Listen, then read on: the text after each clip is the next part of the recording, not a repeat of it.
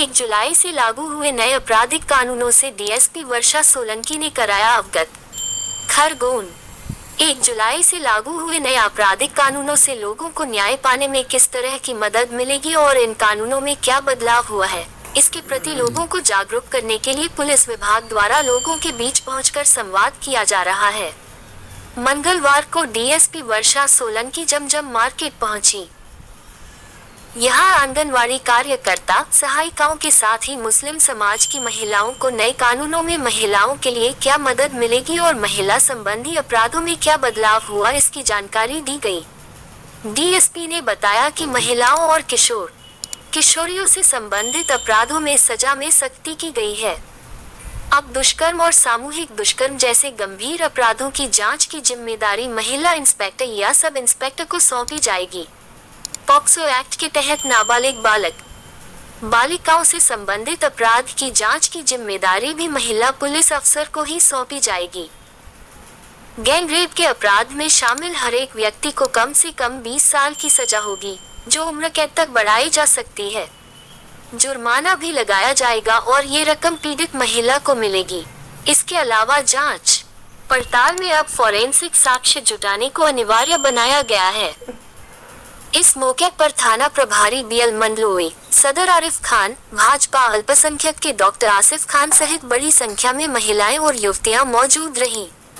Bite वर्षा Solanki DSP, bite Arif Khan. के लिए महिलाओं के लिए लड़कियों को शादी का झांसा दिया जाता है। क्या बोलते हैं कि हम तुमसे शादी कर लेंगे, अभी तुम हमारे साथ लागू हुआ है। इसमें मुस्लिम महिलाओं को जागरूक करने के लिए टीआई साहब का फोन आया था कि एक जमात के तत्वाधान में ऐसा प्रोग्राम हो जाए जिसमें मुस्लिम महिला नए कानून के लिए जागरूक हो। इसी हिसाब से जो डीएसपी मैडम जो आई थी, इन्होंने टीआई साहब ने इन्हें कुछ चीज़ें बताई है। खास तौर पे जैसे ऑनलाइन आप एफआईआर भी कर सकते हैं। कई महिलाएँ ऐसी है जो घर में रहती है, रिपोर्ट वगैरह या एफआईआर करने में डरती है, घर के बाहर जाने में डरती है, तो उनके लिए नए कानून में सुविधा दी गई कि आप ऑनलाइन एफआईआर भी कर सकती हो। उसके बावजूद ये है कि अपना प्ले स्टोर के ऊपर जो है उनको लिंक बता दी है कि इस पर आप ऑनलाइन कर सकते हैं। वीडियो वगैरह के मामले में बताया है कि वीडियोग्राफी वगैरह भी सबूत देता है। आप अगर एफआईआर नहीं जा रहा हो तो आप जो है 0 की एफआईआर भी होगी, जिसमें पुलिस आपके घर जाके भी एफआईआर कर सकती है। तो नया कानून के अंदर जो है बड़ी आसानी आई है, तो उन आसानियों को मुस्लिम महिलाओं तक पहुँचाने के लिए ये कानूनी जागरूकता शिविर रखा गया था जमात इस्लाहुल मुस्लिमीन के तत्वाधान में। क्या बालिका 15 साल से नीचे के हैं, कोई गंभीर बीमारी से ग्रसित है, अगर किसी अपराध में उनके कथन, बयान, स्टेटमेंट के लिए जैसे पहले क्या रहता था, थाने पे आना पड़ता था, अब ये सुविधा दी गई है कि अब थाने पे आने की आवश्यकता नहीं है। अगर वो बोलते हैं, इच्छा जाहिर करते हैं कि मैं 60 साल से ऊपर का हूं, मैं थाने पे नहीं आ पाऊंगा, या 15 साल का बालक है, उससे नीचे का बालक है, या फिर कोई गंभीर बीमारी से ग्रसित है जो कि चलने फिरने में असमर्थ है, तो उनके कथन लेने खुद विवेचक, इन्वेस्टिगेशन ऑफिसर उसके घर पे आ सकते हैं। हाँ, लेकिन अगर वो सहमत होते हैं कि नहीं हम थाने पे आके बयान दे देंगे तो अलग बात है, अन्यथा ऐसी बाध्यता नहीं की गई है नई कानून में। एक ये नई सुविधा दी गई है। एक चीज और अच्छी की गई है इसमें कि महिला के विरुद्ध यदि कोई अपराध हुआ है, उसके संबंध में उसका सेक्स एक्सटॉर्शन हुआ है या फिर इस प्रकार का कोई अपराध हुआ है, तो उसमें उसकी जो न्यायालय में जो कथन होंगे, बयान होंगे, वो केवल महिला मजिस्ट्रेट लेगी और उस दौरान केवल महिला मजिस्ट्रेट, महिला पीड़िता और एक उसको टाइप करने वाला जो भी महिला पुरुष जो भी, वो भी महिला की बाध्यता की गई है। उसके अलावा कोई चौथा आदमी नहीं होगा, ना परिवार वाला होगा, ना पुलिस होगी, ना कोई होगी। एक और ये चीज अच्छी इसमें लागू की गई। रिकॉर्डिंग नहीं होती थी, महिलाओं संबंधित अपराध कुछ होते थे, उसमें कुछ प्रक्रिया में मतलब उसके महिला के स्टेटमेंट होंगे तो उसमें क्या होता था, वीडियो रिकॉर्डिंग होती थी। लेकिन अब आपके साथ में कोई आपका गवाह गया, उसकी भी वीडियो रिकॉर्डिंग होगी। कोई सामान जब्त किया है, किसी को मारा पीटा है, वो सामान उसने हथियार छुपा के रख दिया, वो जब हम अपने कब्जे में लेंगे, जिसको हम बोलते हैं जब्ती करना, जब्ती की भी होगी रिकॉर्डिंग। और इसके साथ साथ में आपकी वीडियो रिकॉर्डिंग यहाँ होगी। फिर जब आप जिसके भी साथ में अपराध होगा वो कोर्ट में जाएगा तो कोर्ट में भी वीडियो रिकॉर्डिंग होगी। और दूसरा ये होता है कि महिलाएं डरती हैं। महिलाएं क्यों डरती है? थाने आने से डरती हैं। डर लगता है, थाने के बाद कोर्ट कचहरी करने के चक्कर में वो भी डर लगता है ना। तो अब आपको डरने की आवश्यकता नहीं है। आपको अगर हमारे पास नहीं आना है तो सीआई साहब ने बताया होगा कि EFIR के माध्यम से भी, इलेक्ट्रॉनिक रूप में भी आप FIR को दर्ज करवा सकते हो, मेल के माध्यम से। और आपकी जो कथन होंगे वो वीडियो रिकॉर्डिंग के माध्यम से भी हो सकते हैं। आप बोलोगे कि मेरे घर पे कथन हो जाएंगे तो वहाँ पे भी हो जाएंगे। और कोर्ट में जब होंगे कथन तो वहाँ पे भी आपकी जो भी महिला होगी उसके कथन कौन लेगा? महिला अधिकारी के द्वारा ही लिया जाएगा।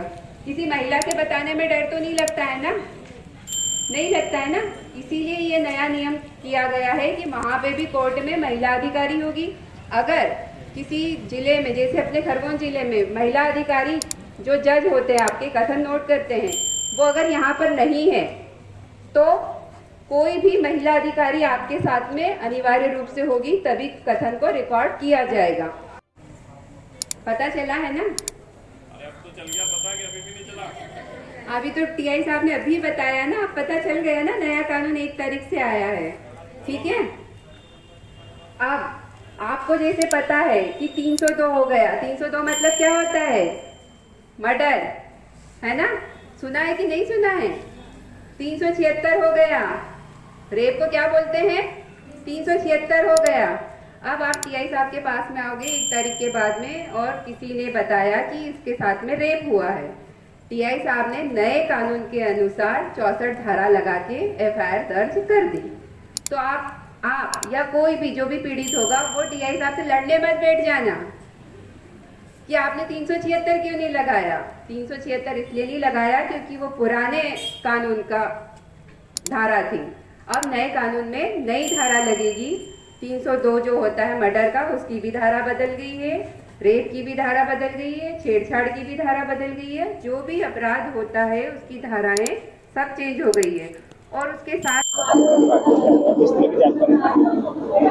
हमने यहाँ पे जमजम मार्केट में आसपास की जो मोहल्ले की महिलाएं हैं उनको एकत्रित किया है और महिला बाल विकास के जो आंगनवाड़ी कार्यकर्ता हैं, सहायिका हैं, उन्हें बुलाकर यहाँ पर नवीन कानून में जो महिला संबंधित नए प्रावधान आए हैं उनके बारे में बताया है और बेसिक जो भी परिवर्तन हुआ है उसमें सारी जानकारियाँ उन्हें दी गई है।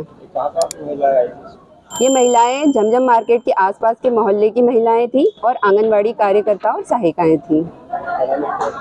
वर्षा सोलंकी। मैडम, कानून को लेकर महिलाओं को क्या जानकारी दी गई है? आज हमने महिला बाल विकास से आंगनवाड़ी कार्यकर्ताओं सहायिकाओं को, स्वास्थ्य विभाग से नर्स जो होती है उनको, NM को और आशा कार्यकर्ताओं को, स्कूल की बच्चियों को और स्कूल के जो महिला शिक्षक हैं उन्हें बुलाकर हमने नए कानून में जो भी परिवर्तन हुए हैं, जो महिलाओं को सुविधाएं दी गई है उसके बारे में जानकारी दी। हर थाने पे जानकारी दी जा रही है, कैसी जानकारी दी जा रही है? हाँ, ये पुलिस मुख्यालय की मंशा है कि हर थाने पर, हर चौकी स्तर पर ये कार्रवाई हो जाए, लेकिन हम ये कार्रवाई इस तरीके से इस रूप में कर रहे हैं कि प्रत्येक घर में नए कानून के बारे में जानकारी उपलब्ध हो सके। स्कूल और सरकारी संस्थाओं में भी जानकारी दी जाएगी क्या इसकी? ये सरकारी संस्था ही है। हमारा जो महिला बाल विकास है, जो हमारा स्वास्थ्य विभाग है, ये सरकारी ही है और हमने भी सरकारी स्कूल की टीचर्स और बच्चियों को भी बुलाया है। क्या शुभ नाम लिखते हैं मैडम? मेरा नाम DSP वर्षा सोलंकी है और मैं खरगोन में पदस्थ हूँ। Thank you madam.